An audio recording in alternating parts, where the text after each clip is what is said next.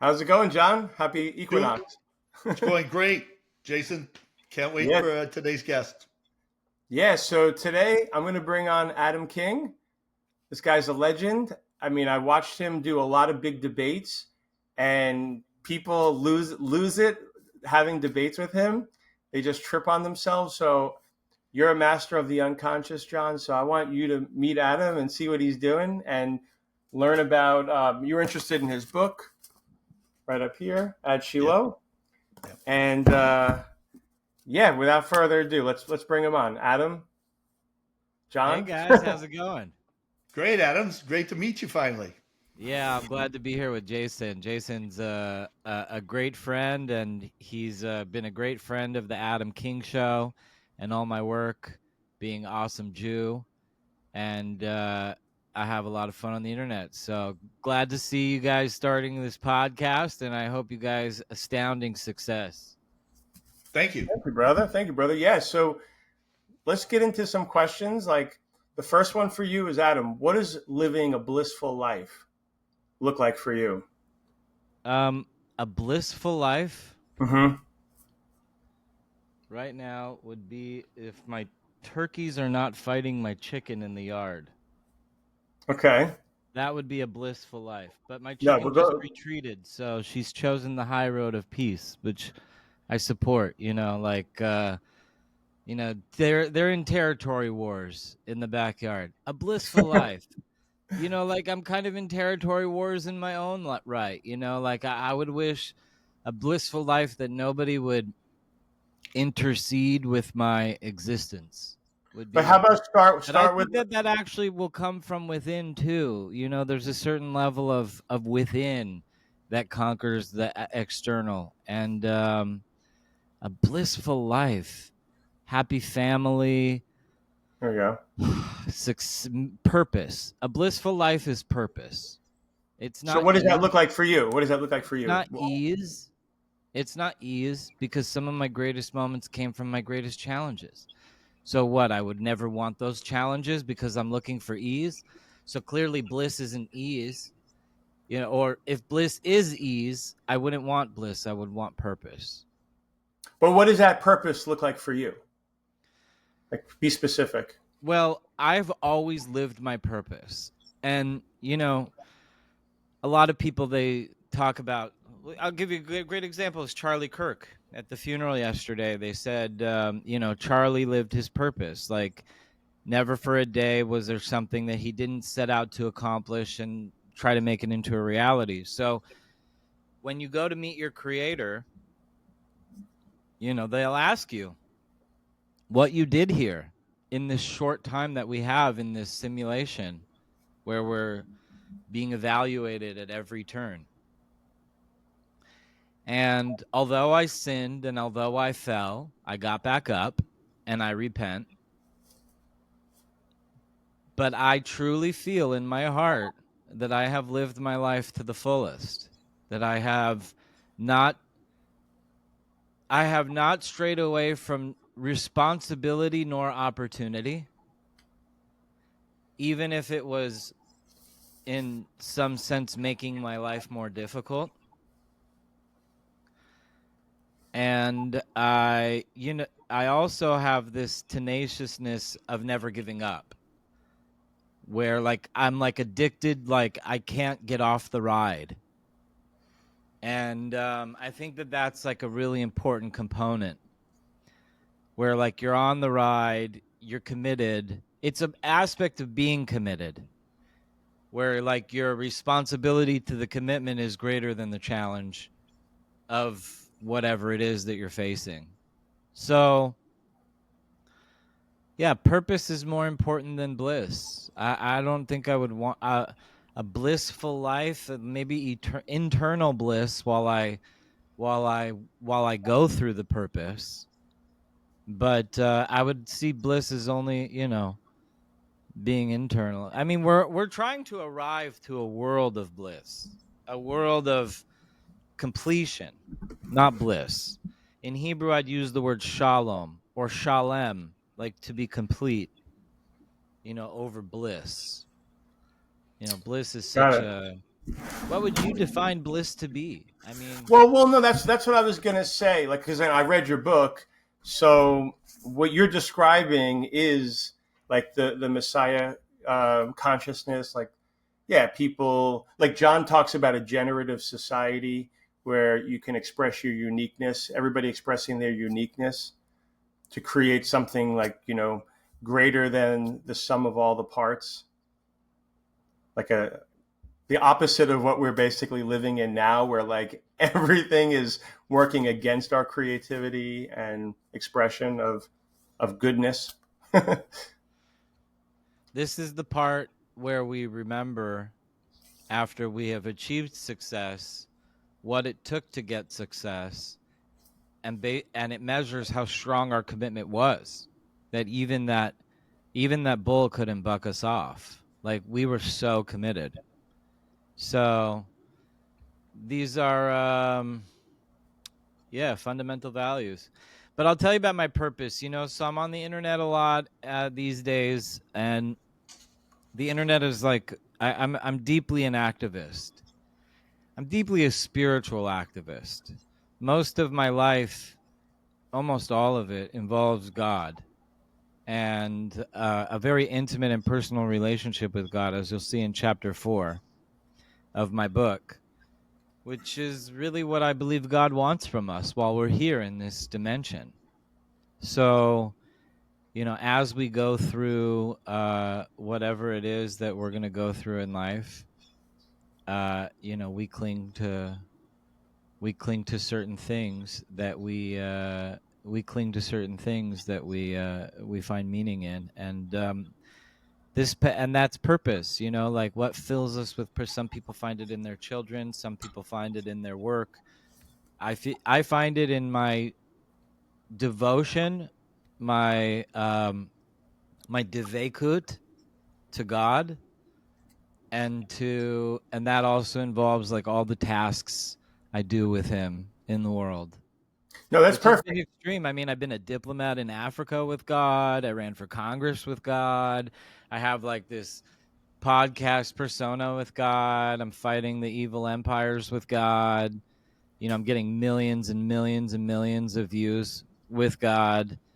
I just got accused by Candace Owens of plotting to kill Charlie Kirk with Bill Ackman with God. And I wasn't even invited. Like, so things happen on the path, and I say, "Oh, that's God. That's also God." Like, my adversaries don't possess free will. They're No, demonic. Adam, no, it's They're perfect. And like my interpretation of bliss, I have this thing called the wheel of bliss. Purpose is one of the components of bliss.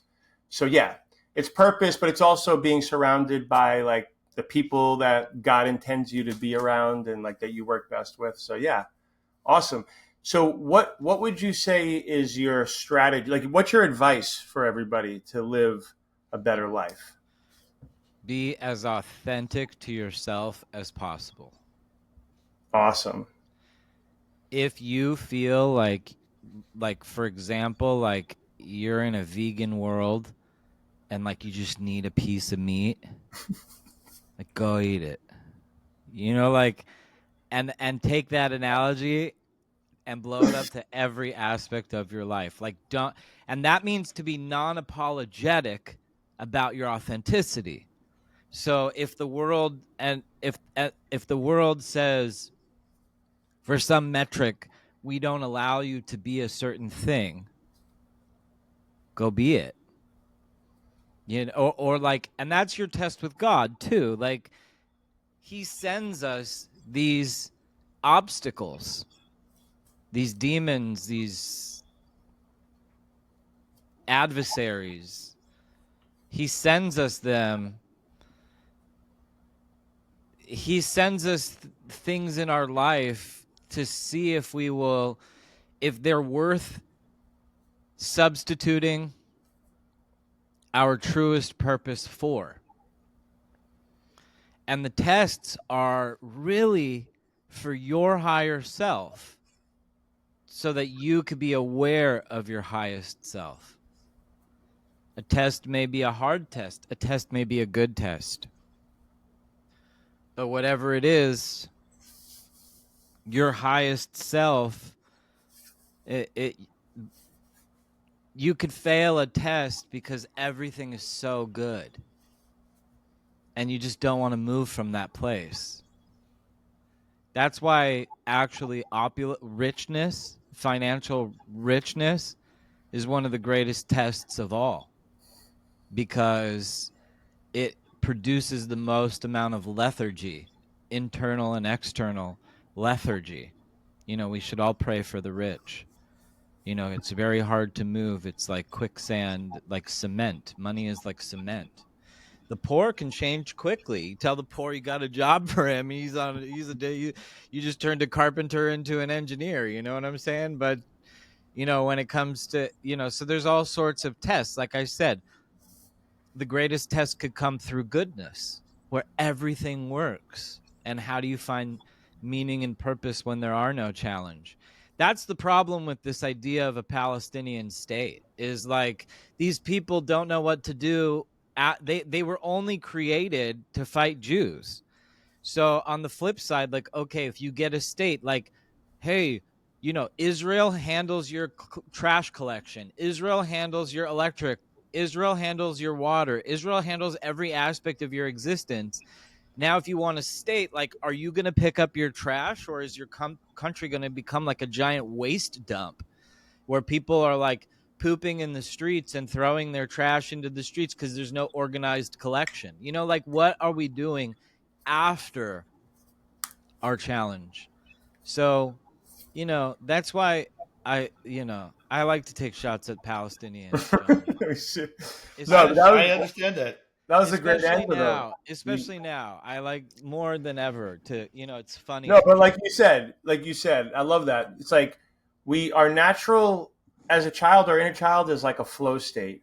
Like John talks a lot about flow states, but then you could say God, which it's so funny because we haven't talked about my model yet, but like he's totally like reinforcing what I say about the eight.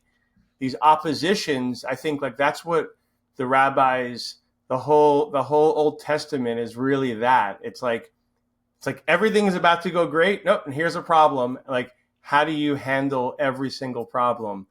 Like that Right, shows but up. the original, what I loved, Adam, about the answer originally is about being as authentic to yourself as possible. Oh And yeah. like Jason just said, I think we find that, especially our first encounter in that is when we're young. So my question for you is, when was the first, or maybe the biggest time, like first biggest time, that you felt different and disconnected from everyone? When I was an infant, I used to move things with my mind. Okay. Nice. That was pretty. That was And that's pretty. when you felt different and disconnected from everyone? I'll tell you something, John. There is the soul of King David, and then there is the soul of King David's men, 36 men. And they're called the Lamed Vav Tzadikim. It's like a very secret society. It's based in the Kabbalah. Well, it's more than based in the Kabbalah. These men and King David, they don't reincarnate the way that most humans do. They reincarnate from their last exhale into their next breath with no time in between. Because when God said in the beginning, if you eat from this tree, you'll die, they took on the responsibility for humanity of death. That's why they're the kings. They took on the most amount of responsibility. The king is not the inheritor of some giant trust.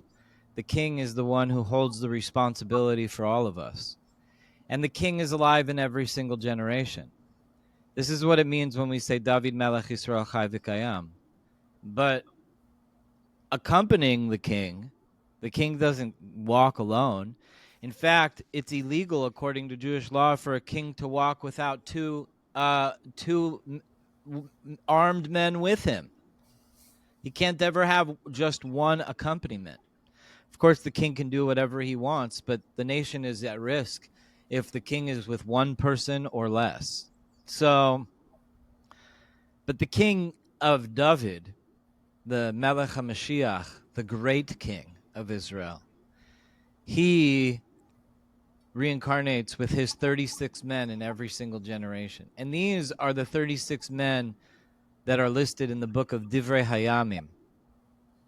And in colloquial modern Kabbalah, they're referred to as the Lamed Vav Tzadikim.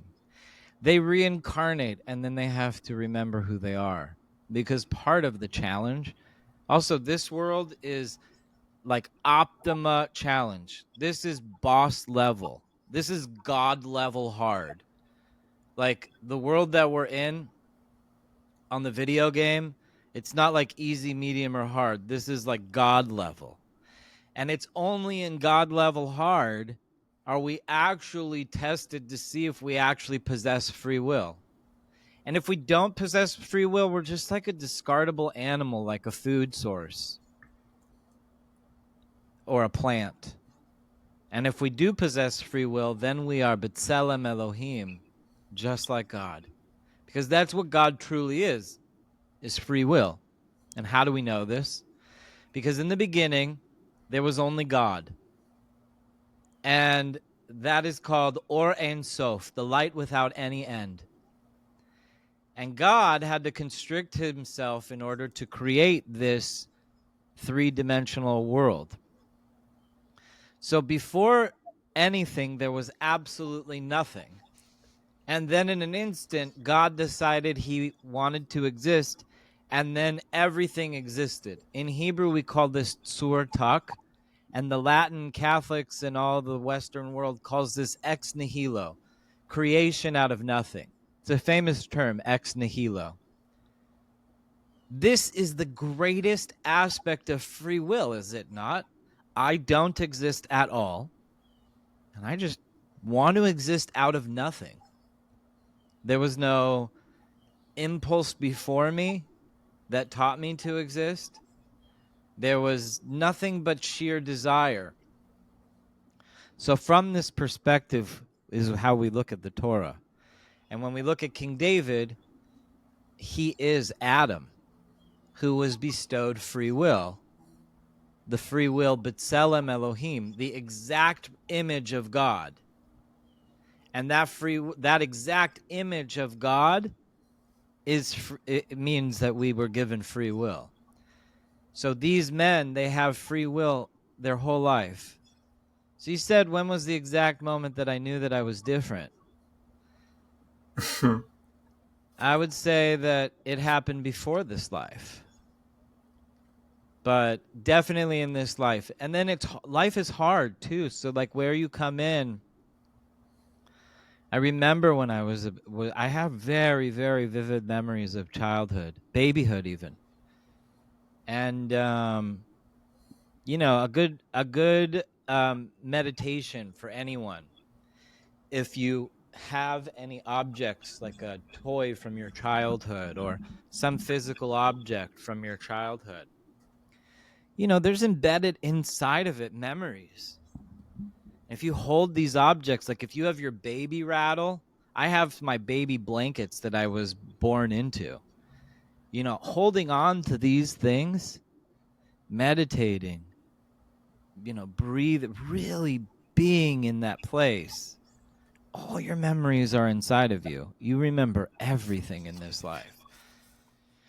Definitely agree with that. I love going back to like places from my childhood and just like trying to get into the mind of like, oh, when I was 5 years old, I was like, I remember walking up these stairs, and it's definitely, even though it's a matrix and it's rendered, it's it's all, it has like the intention behind it. But Adam's right. All that stuff is in your unconscious. Your unconscious has a record of everything. You can't access it directly, but your unconscious responds all the time. It's in response. So what Adam's talking about is absolutely it. If you bring it stimuli, your unconscious can respond. So that's awesome. I think that makes complete sense relative to mind and brain.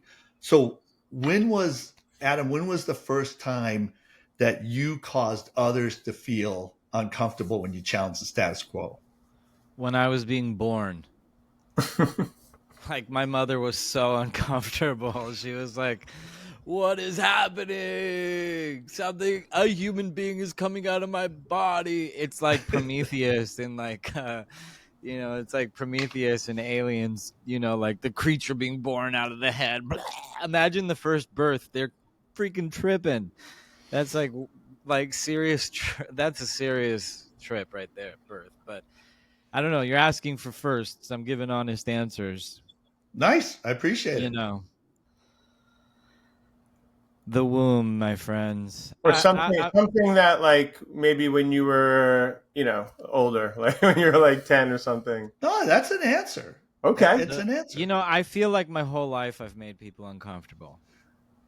And even as a child, like even in my elementary schools, even in my, I've always had these moments, these kind of like, I've always had the exact same thing that's happening now, almost in its entirety. I remember when I was in Israel learning in yeshiva, like there's like different, I have this friend, Yosef Saban, and we lived in Tzfat. And I would always walk through the streets, and in Tzfat, it's kind of like this weird place. Everybody goes there. Some people that go there, they're like really lit fish, which means it's like a tourist destination. So they're very lit fish. They come in from like the Mir Yeshiva. It's like very stark, they're like learning law, legal only. They're not learning any mystical Torah. They're faithful. They're living by the Rambam's 13 principles of faith, but they don't believe in Kabbalah. They don't occupy their mind with it, and they have a preconceived notion. And then there's people who literally live in Kabbalah, like myself. So when I was in Tzfat, even in my youth, I remember because Yosef and he had a young family at the time, and we would have these huge meals, like in the streets. We'd have them, and like people would just come up and challenge us to the validity of the Torah, and these were like in the streets as well. And it was like that my whole life. I was the speech and debate champion of my high school. I won 6 medals in speech and debate. I brought like 6 trophies home to my high school. I was also on the sports teams, so always dealing with some opposing force that I would have to conquer, and so that is something that, and my presence does make people feel uncomfortable. I try really hard, John, to not be offensive. Sometimes I slip. I do apologize. I'm not like a, narcissist that I can't apologize if I and I have to stop myself from apologizing to people because I always apologize to people. And I'm not like an apologist or anything like that, but like, I'd rather I'm the type of person that always wants people to feel good. So, part of my spiritual work is teaching myself to like detach from other people's, if they're upset with me, fuck them. You know what I'm saying? Like, I don't need to make everybody happy, and that's like a part of my spiritual work that takes, Totally. I in get it. Judaism, there's Hesed, which is complete giving. And then there's Gevura, which is like absolute no. And it's really important to know how to say no. If you can't say no, that is how you become victim to losing your free will. So, and that's the test of nature is going to try to conquer you and kill you and take you into its belly, which is the earth, when you're just bones and dust. It is trying to eat you. The earth is trying to swallow you. And it is sending everything in above ground to try to kill you. And the only thing keeping you alive is your free will.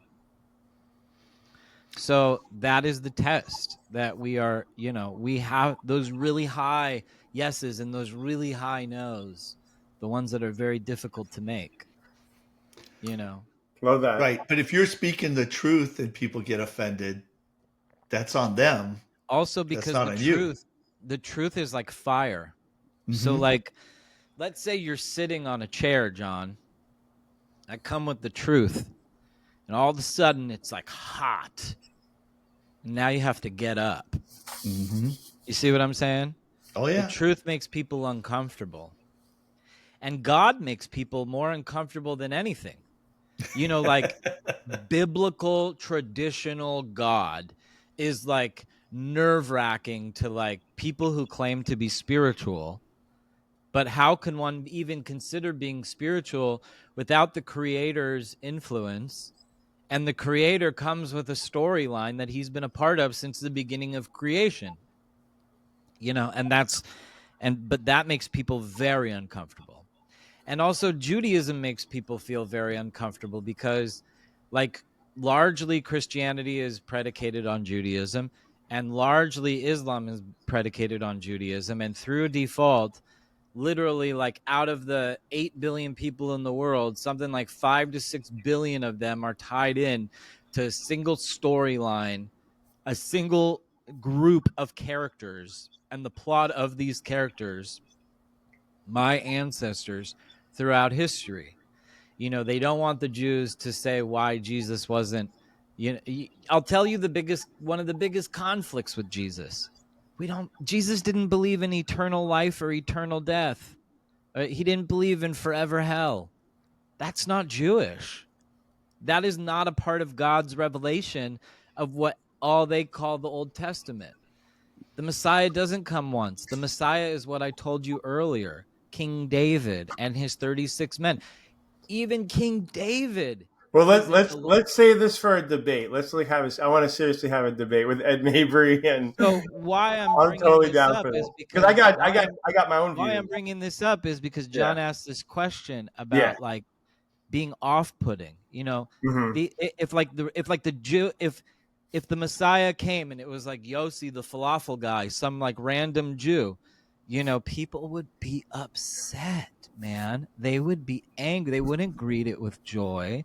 It would challenge their beliefs. And so any sort of pushback carries that messianic weight, John.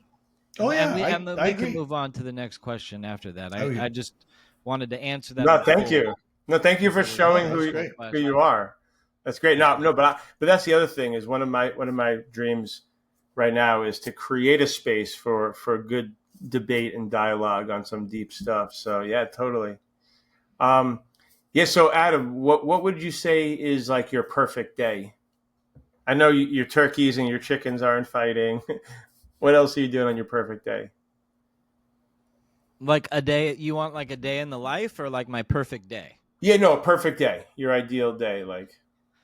Ideal day, I go to bed and I wake up and I'm alive. I'm grateful to God. In an ideal day, a day in the life type of a thing, like I read Donald Trump's books and he always does this segment in all of his books, a day in the life of the Donald, you know, where he like take it at 12 o'clock, met with the president, 12:40, met with, you know, uh, you know, uh, uh, what's his name, Forbes. Anyways, a day in the life of a perfect day. I'll tell you the perfect day. Okay, it hasn't happened yet. Perfect day. I wake up. I am greeted with a warm breakfast, a nice tea. I've slept in. I'm extremely well rested. Who greeted me? Eliyahu Hanavi and Achia Hashiloni, the greatest, two of the greatest sages, Elijah the prophet and Achia. And what are they doing? They're like, Adam, we're glad you're well rested. We have a lot of work to do today. And I know what that work is with these two, so that would be like the perfect day for me. I'd be like, this is like gonna be one of those days that just doesn't end. Goes on forever. So that would be like the perfect day. But Awesome. Awesome yeah. answer. These are the most unique answers for sure. Um, okay, so what that kind of you might just answered it. Like if you could have like one wish for something in your life, internal or external, it could be a change. Tahiyat May team, the revivification of the dead, Oh, okay. which is really Oh, the uplifting of the physical world to the spiritual world. If I had one thing, I wouldn't. It doesn't. I don't even need to think about it.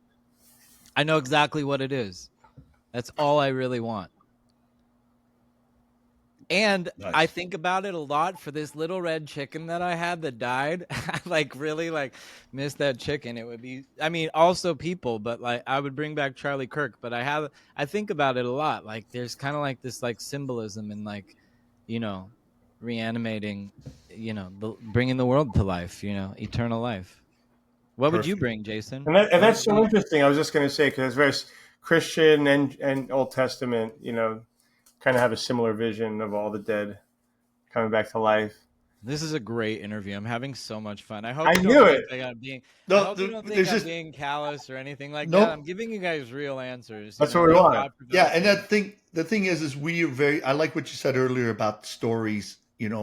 Information is best conveyed in stories and understanding stories. What we've done is we've helped people. You don't need this, but we've helped people understand the story of their life because people don't look at their life chronologically. They look at it topically, and then they miss out on the purpose God's got for them. Mm. And God is we're living our story just like those stories in the Old Testament. And when we look at those stories and read them chronologically, we see the themes, we see the purpose. People are living their own stories and they never take the time to read them in a row. So that's really what we're doing here. So what compels you to make people uncomfortable? I don't do it on purpose. I actually try really hard to not make people uncomfortable. Mm-hmm. I try really hard to go out of my way to be kind to those that are not kind to me. When I debated David Duke, I referred to him as Sir. That was extremely difficult for me.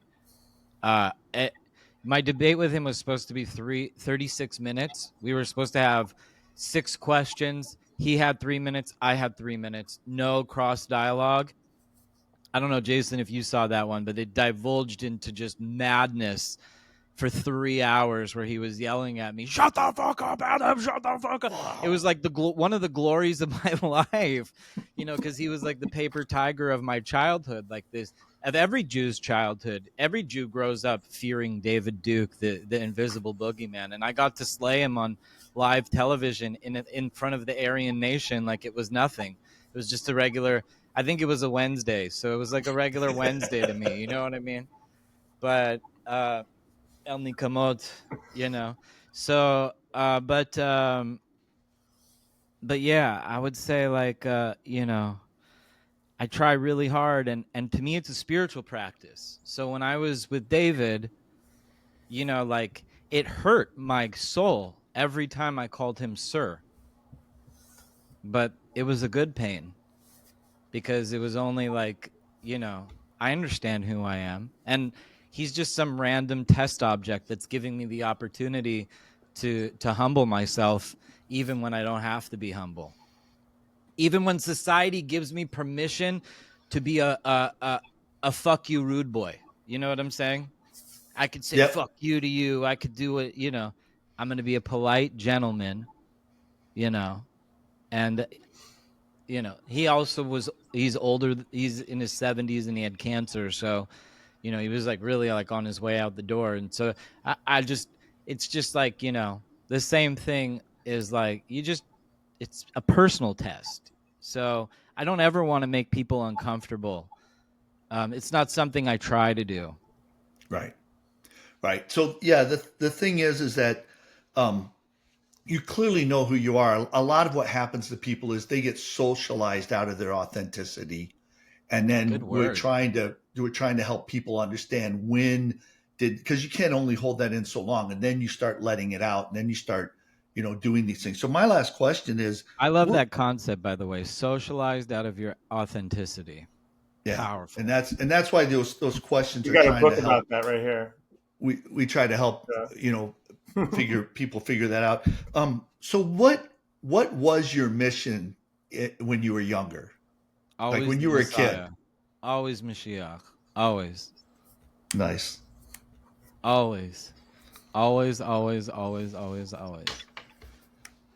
Perfect. Well, on that note, can you explain? Can you go into what that means? Like, what does Messiah mean? You know, I on the note of humility, The Messiah is the least significant of the things that happen in that time. The coming of the Messiah. Everything that the Messiah comes to usher in is more important than the Messiah. Mm-hmm. And the main thing, like I said, is the Tehiyat Metim, the revivification of the dead, which is really the uplifting of the physical universe to the level of the spiritual. It's spiritual universe. It is the remarrying of the two universes. So that is what the Mashiach comes to do. Mashiach is also like this geopolitical thing, and it's spiritual, geopolitical. It's awesome. It's Shiloh. That is why I named my book Od Shiloh. Od Shiloh is the blessing of Jacob to Judah.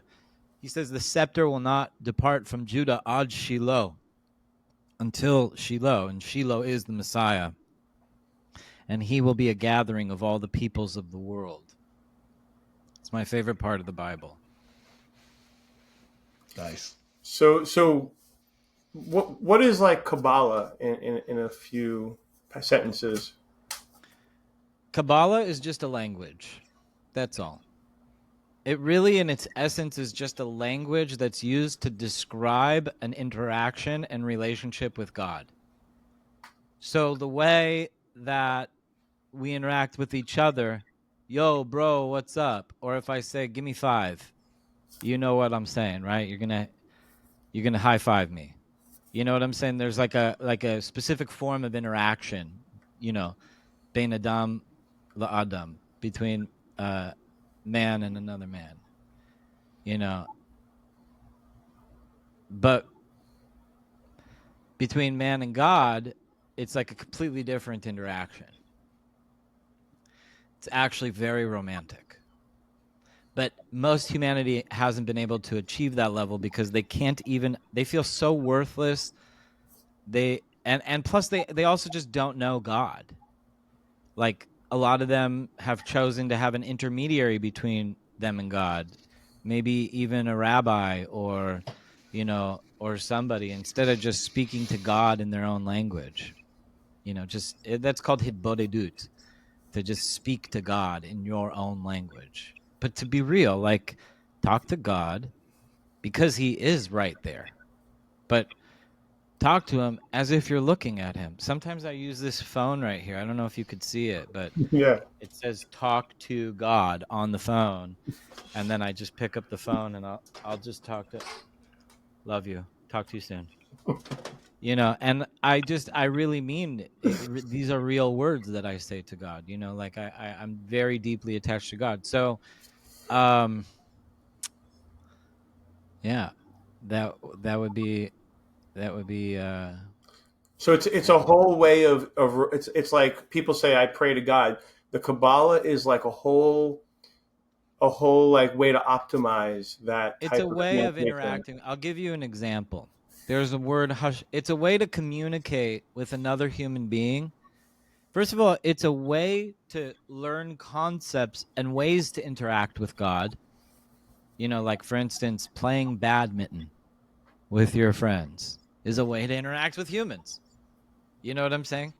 There's other things that are not physical. There's ways to interact with God. And the highest it's called devekut. It's spiritual devotion, the way that a husband and a wife feel for each other. That is what God truly wants from us. That's why we were made in his image. We are of God's species. We're a part of that, creation. And on top of that, he gave us free will. And he's the only other creature in creation that has free will. They're creatures he created greater than us. Angels, demons, like creatures the size of planets. But he didn't give them free will. He gave us free will because we are of his ilk. We are kin to God. And he wants to have the ultimate relationship with us. But humans aren't mature enough to have that relationship with God. And when Adam was in the garden, he said, Lo tov liot adam levodo. I write about this in my book. It's not good for man to dwell alone. So he creates every creature to see what Adam chooses, and Adam doesn't want any of it, and he doesn't find a match, and so God puts him in asleep and cuts him in half, and says, and then wakes him up, and he says, you didn't find your match. I'm going to make you seek yourself. He says, therefore man will leave his father and mother and be davek beishto. Davek, like that word devekut, spiritual devotion. It's weird that God says davek is the word, not he will be devoted. He doesn't say ahava. It doesn't say any of the other words. It says davek, like davekut, because he's teaching us that this is what I wanted. When I said lo tov liot adam levodo, it's not good for man to dwell alone. I was waiting to see on your own volition if you would choose me to be your partner. But you were more concerned with that you didn't find any partner out of everything else that I created, meaning you were more into my creation than you were into me, and that's okay. So he says, "Al kenya azov ish et aviva et imo v'debek v'ishto," and therefore man will leave his father and mother v'debek v'ishto and learn devekut with his wife. Where was Adam's father or mother? He didn't even have a father or mother. What he's saying, what the supernal wisdom at the highest level is teaching us, and this is part of the Kabbalah, is that al kenya azov ish et aviva et imo, what that means, therefore man will leave his father and mother, really means man will leave the ability to see God as his parent, because throughout history we're like, Abba, father. The Catholics call their priests father. You know what I'm saying? Like, there's this like a parental connection to God that is so intrinsic in the human experience. And before we were able to mature as a creation to the parental level, we're going into Rosh Hashanah tonight. All month it's been Hamelech Basadeh. The king is in the field. It's Elul. The king is walking amongst us, and we're so oblivious we don't even know. But tonight is Rosh Hashanah. He sits on his throne tonight. The king is the king himself. And so because he is the king, prior to being able to even just see God as the lens of Father, in our greatest of awareness of our shortcomings, we conscribe ourselves to God as if we are his servant and his slave, and he is master and he is king, which we are. He's king. But wait, He which can one do is it? You were He can saying it's do like, anything. He's the king. He is the absolute sovereign, the greatest force of sovereignty in creation.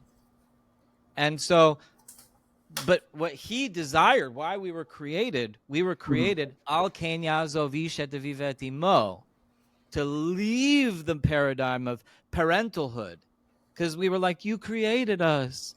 Oh God, we're down here. You created us. What is our partner?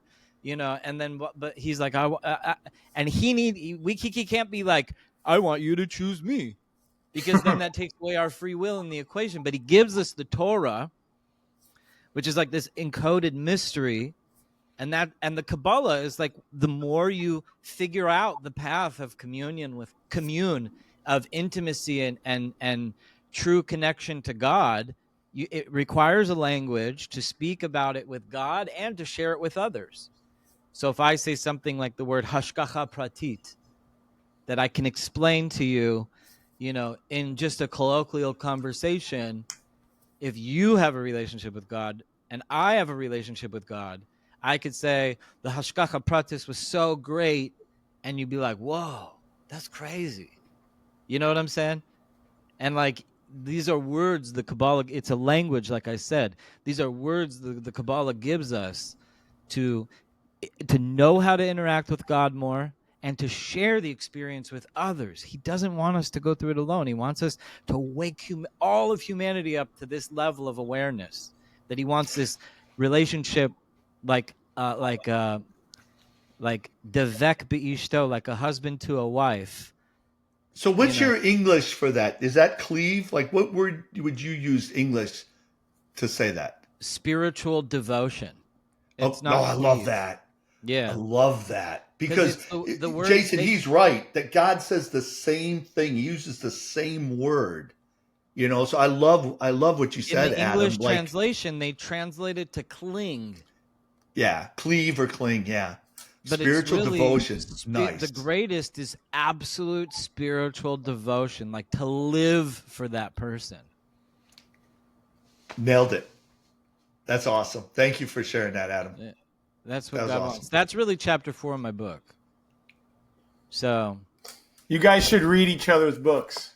I I highly will. recommend. I Yeah. absolutely will. Send me some Amazon links to his book. You know, there's so much in my book that I didn't write. I wrote 14 chapters, but I think my favorite chapter is the last chapter. That is such a reveal. Jason, you read the last Yeah, chapter? yeah. What did you think? It was so different from the rest of the book for sure. I don't know, man. It was John, interesting. in the book I describe, like, the whole book is about God, right? And then chapter 14, which is the numerological name of David, it's called the work of David. The chapter 14 is called the work of David. And it's 14 because that's the numerology of David's name. I just love it. Nice, It's my favorite number. I can't get enough of nice. it. 14 is my magic number.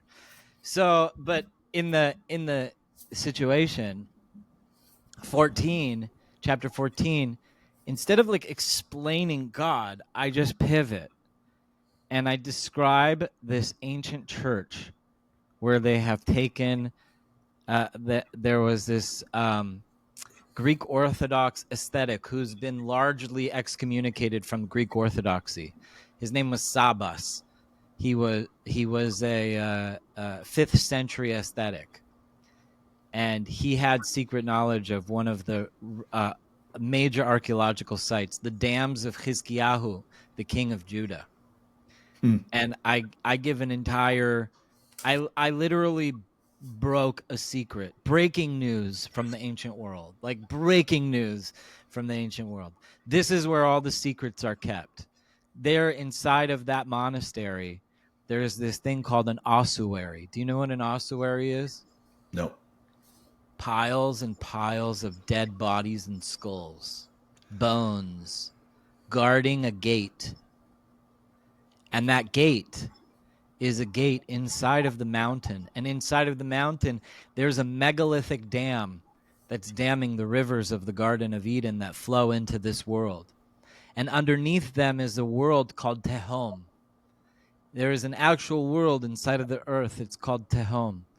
It's called the deep. When it says God hovers above the face of the deep, yeah, you'll never know what that the deep is in English. It makes it sound like the ocean, like some deep abyss or something like that. In Hebrew, it's called Tehom. Tehom is a world. There's a door to go there. You can actually go there on your feet and walk through this door, and in that world of Tehom, there is the gates of the multiverse. So every single choice that you could possibly make, you can timeline jump from that place. It's the well springs of Earth. It's a secret site of humanity. And when King Hezekiah built the dams in the Book of Chronicles, he did that because Sanherib in the Bible, the one who conquered the northern tribes of Israel and brought them into the very first exile, Hezekiah knew that Sanherib was going to make Jerusalem his capital if he conquered it. And he was going to enter into that world. And in that world, he was going to timeline shift everything and rewrite creation, stripping humanity of free will, slave reality, like the craziest man in high castle thing you could ever think about. And so Hezekiah damned and sealed them. Not only do I say where the dams are, I also give the keys of how to unlock the gate. in chapter 14. So I just don't care anymore.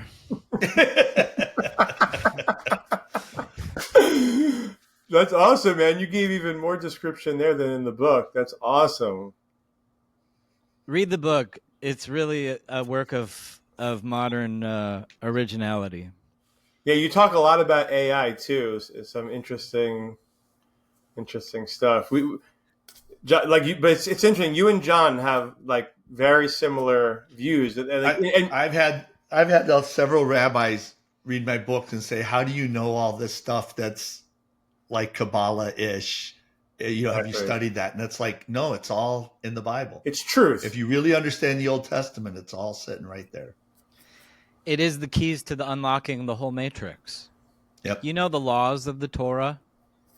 These are the laws of free will. There are 248 bones and sinews in the human body, and there are 365 arteries. Actually, let me get a correct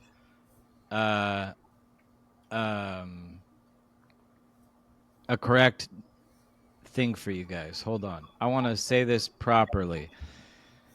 613 mitzvot correlate to the body. Yeah, I think it's a joints and sinews. It's Taryag. There are 248 limbs and 365 days of the year. There's another thing in the body. 248, every bone in your body. It says you 248 limbs and 365 tendons. Tendons, yeah. So what this means, our body is comprised of free will. So I'll give you an example. Just like from the top 10 list, it comes with a top 10, right? He's so compassionate. He gives us a top 10 list, the 10 commandments. Thou shalt not kill, right? Think about this for a second. What would cause somebody to kill? What do you think? Hatred, envy, all these things. Anger, right? These are all emotions that are in the body. Because I say this, the opposite of free will, what is it? It's nature. It's the order of the stars and the planets. It's the way the grass grows, the trees grow towards the sun. There's no free will in that. It's an equation without free will. Extremely complex quantum equation that creates nature. But it doesn't have free will. But in human free will, when we understand free will, we understand this code in creation, like what the mitzvot are about is there's all these physical temptations of the flesh, and it's about overcoming them. So there's 248 things that you have to do if you're given the opportunity to do them, and there's 365 things that you should not do if the situation presents itself. For instance, we just talked about anger being a source of murder. So somebody feels indignation in their soul to harm or kill another person. They have anger, and that anger, they need to suppress it. So God actually has to say, do not kill, because that's one of the levers of free will, whereby which if you kill, you have broken the free will and have thus proven that you are no longer a free creature. You're nature. You're just a part of the equation of nature, just a backstory to God's creation, not B'Tselem Elohim, not the image of God himself. And we're all in such a fallen state of choice that most of us think that free will is like preference. What I'll wear today, what I'm going to eat, those things. Those are all temptations of the flesh. Yom Kippur is coming. It's when we have Yom Kippur, God's like, don't eat. It's like so simple. God's secret message to our holiest day of the year teaches the strongest message of free will. When you're hungry, don't eat. And that's the model of how to compare things to in free will. Like your body is calling out for something, but you're stronger than your body. You know, some people, they get like, I met this guy, he got like shot. He was wearing a Rolex, this Jewish businessman. He got pumped with 9 bullets or something like that in his body. Left on the ground, bleeding out, was there for quite some time. The ambulance came, rushed him to the hospital. He wasn't dead. The dude's walking around making business deals, living in a fat house because he worked his ass off and made a fortune for himself post that horrible situation. And it definitely harmed him, but his will to survive was greater even than the assault on his body. You know, so like that is free will. And in order to reach that level of free will where nothing can kill you, you can't die, you have to experience practice in free will. John, you're wearing a football shirt. You can't just go. A guy who never played football can't walk on the field in the NFL. Do you know how much training it takes to get to the NFL? And that's Right. why every day God gives us an opportunity to engage in the mitzvot, to train ourselves in free will. So when the opportunity presents itself, that we're there able to choose, eternal life. So the thing is that there's two ways to go about that. One's effect to cause. That's what God's doing. Is He's saying, don't do this effect, don't do this effect, don't do this effect. And if I was a football coach just telling my players what not to do, I like to say, give me directions to your house and only tell me what not to do. Let's see how well that works.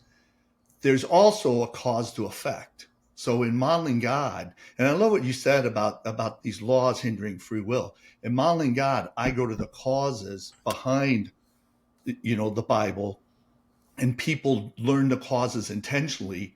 They start hearing from God more clearly, more often. Everything you said about Kabbalah and the language, and they start getting back their free will. So I love it. It's literally, Adam, you and I are saying the same thing, but I'm coming cause to effect. You're coming effect to cause. So it's going to be interesting. I'm definitely looking forward to reading your book because I love to look this effect to cause. But I'm always interested in effect to cause people reading a cause to effect book and seeing if they can kind of handle it. On that wavelength, I gave an example of thou shalt not murder, one of the negative prohibitions, the 365 things you shouldn't do. There's also the 248 things that you should do, and they're very difficult. I have a dear friend, and they're trying to conceive.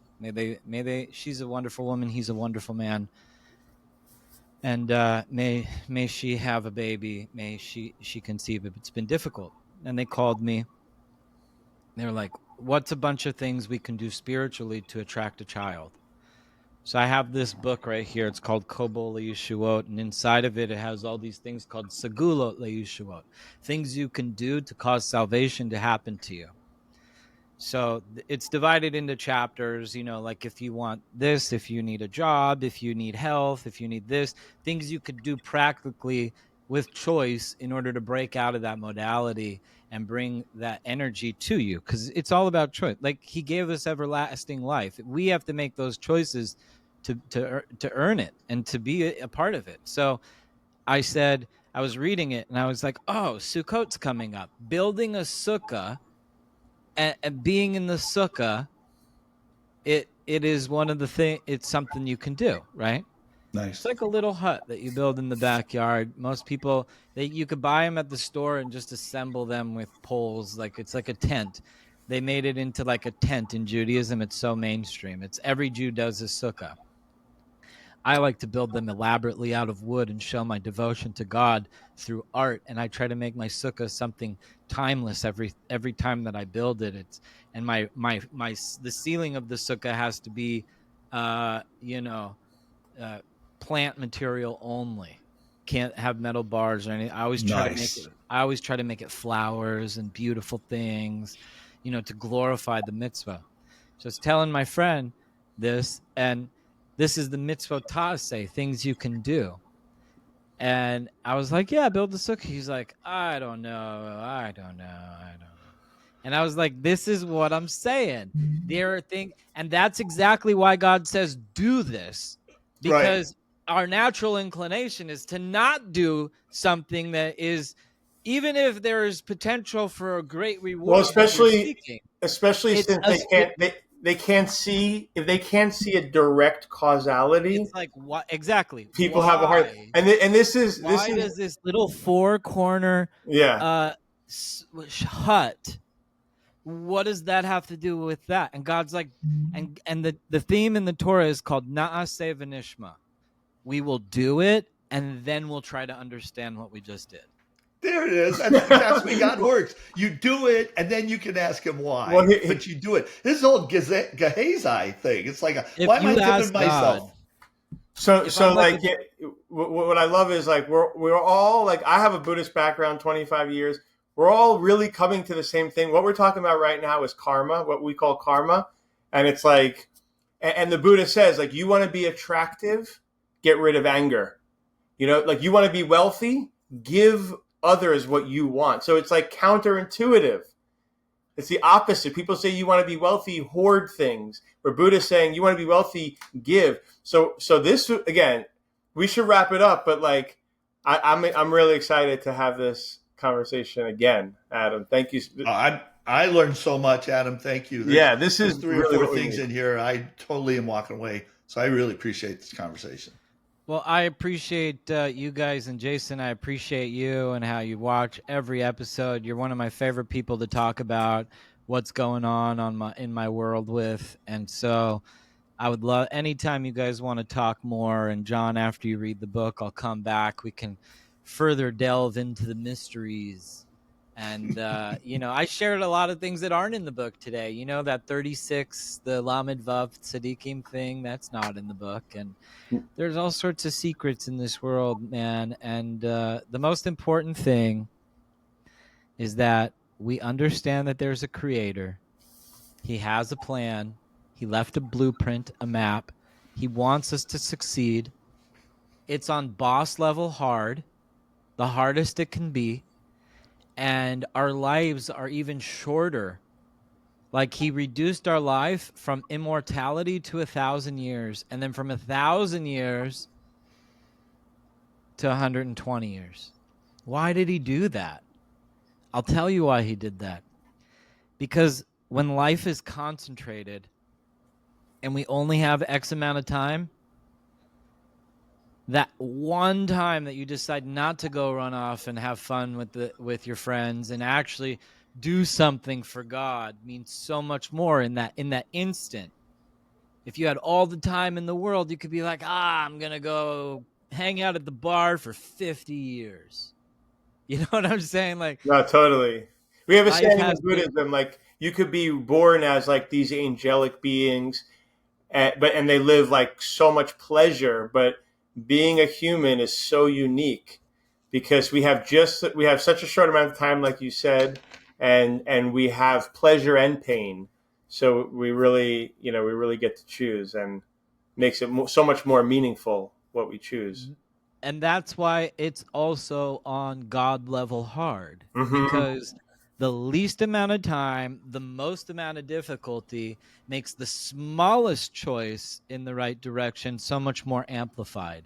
And that is the shofar. I'll blow the shofar before I leave, just because Beautiful. tonight starts Rosh Hashanah. But I'll give you one last teaching about the shofar. The shofar, the ram's horn, is a part of the secret of creation. It starts in a very narrow place. Like I just said, you do one microscopic thing for God and it gets amplified because our life is short and it's God level hard, right? But at the end of the shofar, it's wide, it's amplified. You do one little thing and it amplifies it. So this sound, this blast, is the king's trumpet. This is how he brings in the year. This is how he judges us. Everything that's going to happen to us this year, he gives us predetermination in the beginning of every year. And then there's three things that can change predetermination in any year. and override any decree that he has, good or bad. Tshuva, which is repentance, which is really returning to yourself. Tefillah, which is communication and prayer to God. And tzedakah, righteousness and the bestowal of charity to others. So I wish you all a Shana Tova, a happy new year, and a good new year. I'm going to blow the shofar. I'm going to bring in the energy. I want to thank you guys both for having me on your show today. And I look forward to coming back and doing another one of these. And I also give a Torah class on Tuesday nights on X at awesome_Jew_. And it's really cool. I give a lot of secrets in that class. I'm Nice. We'll promote that, and we'll put a link to your book and your website. Yeah. Awesome Jew. Yeah. Awesome Jew on X, the Adam King Show on X, and on InfoWars, band video, and all sorts of places in the dark web. You will find me. I'm going to blow the horn for God because I love this. I love this part of creation so much. Thank you. Thank you, God, Adonai, my best friend, my partner. I try to have more devekut with you, and I love you. Thank you.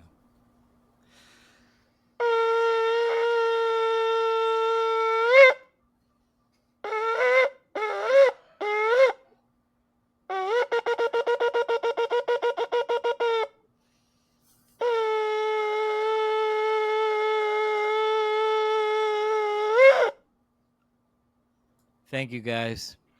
Thank you.